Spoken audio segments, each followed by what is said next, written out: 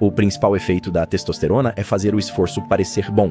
Isso é o que a testosterona faz. A verdadeira questão é: você está gostando do que está fazendo? Quando o esforço parece bom, a vida simplesmente melhora muito. Há algo sobre essas moléculas que, de forma antiga, estão ligadas à vontade de viver. Elas estão ligadas ao esforço e fazem o esforço parecer bom. Esse é o santo graal. Existe uma relação muito interessante entre testosterona e dopamina.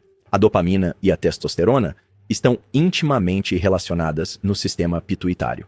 E, obviamente, a testosterona vem dos testículos. Mas o principal efeito da testosterona é fazer o esforço parecer bom. É isso que a testosterona faz. Tem outros efeitos também, certo? Efeitos reprodutivos, androgenização de partes do corpo, etc. Mas faz o esforço parecer bom. A molécula de testosterona é sintetizada a partir do colesterol. O colesterol pode ser transformado em cortisol, um hormônio do estresse, ou em testosterona, mas não em ambos. Assim, você tem uma quantidade limitada de colesterol e ele é direcionado para o estresse ou para essa via onde o esforço se sente bem. Esse é o caminho que você quer seguir. O caminho da raiva, se fôssemos fazer uma experiência mental aqui, a raiva eventualmente vai desviar mais dessa molécula de colesterol para o cortisol e o estresse, e você estará lentamente diminuindo a testosterona. Agora, entrando nisso, você terá bastante testosterona. Mas depois de alguns dias, há estudos muito interessantes mostrando que a testosterona não necessariamente cai com a privação de sono.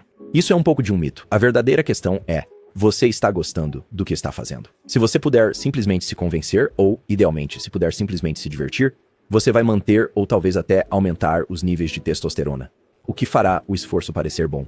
E para mim, além da neuroplasticidade, onde tudo se torna automático após essa experiência, para mim, esse é o santo grau. Quando o esforço se sente bem, a vida simplesmente fica muito melhor. E não estamos falando sobre alcançar a recompensa. Não estou falando sobre o final desta coisa. Estou falando sobre o processo de isso se sentir realmente bom.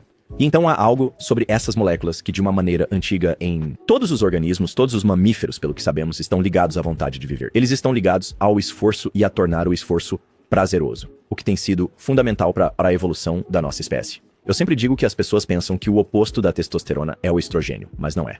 O oposto da testosterona é a prolactina, que nos faz sentir quietos e não em busca de coisas, etc. Testosterona faz o esforço parecer bom. Estrogênio faz as emoções parecerem bem. Então, é o caso de que aumentos na testosterona promovem comportamentos de competição e de busca de recursos em humanos e em mamíferos não humanos. Mas também é verdade que a própria competição pode aumentar andrógenos, como a testosterona. E então todos nós sabemos, porque agora fomos muito informados na última década ou mais, que ter um sono adequado é importante para todos esses aspectos de saúde. Ter um sono adequado realmente compensam todas as reduções de testosterona e estrogênio e reduções na fertilidade, que ocorrem se não dormimos o suficiente. Mas raramente se discute como o sono realmente ajusta coisas como testosterona e estrogênio. Então, a versão simples disso é acertar sua respiração. Durante as horas em que estamos acordados, ou seja, principalmente, a menos que você esteja se exercitando intensamente ou haja alguma outra razão para comer ou falar pela qual precise respirar pela boca, você deve respirar pelo nariz. Há evidências muito boas para isso agora.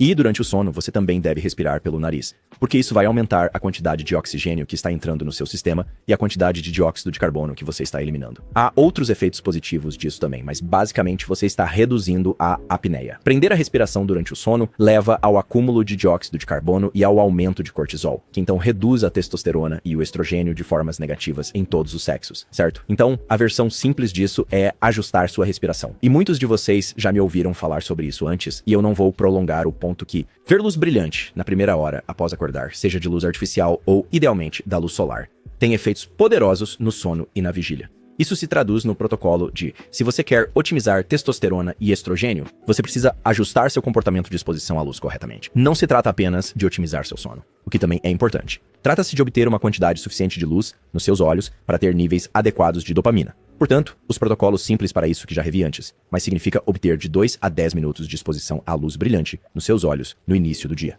Não é suficiente fazer isso. Com óculos escuros, a menos que precise usá-los por razões de segurança, é bom usar lentes de grau e lentes de contato. Se não puder obter luz solar por qualquer motivo, é melhor usar luz artificial intensa. O outro aspecto do comportamento de visualização da luz é evitar a exposição a luzes fortes nos seus olhos no meio da noite. Se você está vendo luz brilhante no meio da noite, está suprimindo a liberação de dopamina. Se você está suprimindo a liberação de dopamina, está suprimindo os níveis de testosterona. Treinamento com pesos pesados. Mas não um treinamento de peso até a falha, onde completar uma repetição é impossível. Mas onde basicamente as pessoas estão trabalhando entre cerca de 70% a 95% do seu máximo, ou às vezes chegando até o seu máximo de uma repetição, leva aos maiores aumentos de testosterona. Há claramente uma influência do trabalho duro ao nível neural. E então, no nível muscular, para aumentar a testosterona. Então agora vamos falar sobre o papel de compostos específicos, muitos dos quais podem ser tomados na forma de suplementação ou extraídos da dieta e nutrição para otimizar os hormônios esteroides sexuais. E, novamente, quero enfatizar que não estou sugerindo que alguém tome ou pare de tomar qualquer coisa. Isto é apenas para fins informativos, mas alguns dos dados sobre isso são bastante impressionantes e marcantes. É muito claro que a vitamina D, que é importante para tantas funções biológicas, incluindo funções endócrinas, o zinco,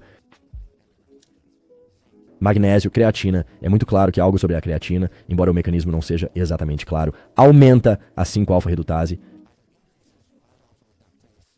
ou torna a molécula de testosterona mais suscetível a certas reações enzimáticas que levam ao aumento do DHT.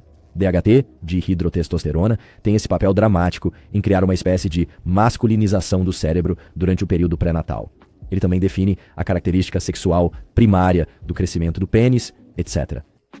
Além da infância e primeira infância e mais tarde na vida, tem efeitos poderosos em criar calvície, no crescimento da barba, etc. E tem uma afinidade muito maior pelo receptor de andrógenos do que a testosterona. Há algumas outras coisas que podem aumentar a testosterona, em particular, tonga ali. E outra, que é muito interessante, é um arbusto nigeriano chamado Phaedogia agrestis. E ele imita o hormônio luteinizante, que é o hormônio que vem do hipotálamo e estimula os testículos, se você tiver, e os ovários, se você tiver, a produzir mais testosterona.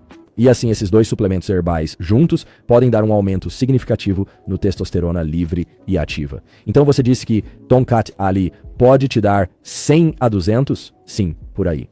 O que o outro te dá, Phaedogia é geralmente tomado em cerca de 600 miligramas e o efeito mais dramático que já vi foi alguém que tinha sua testosterona baixa.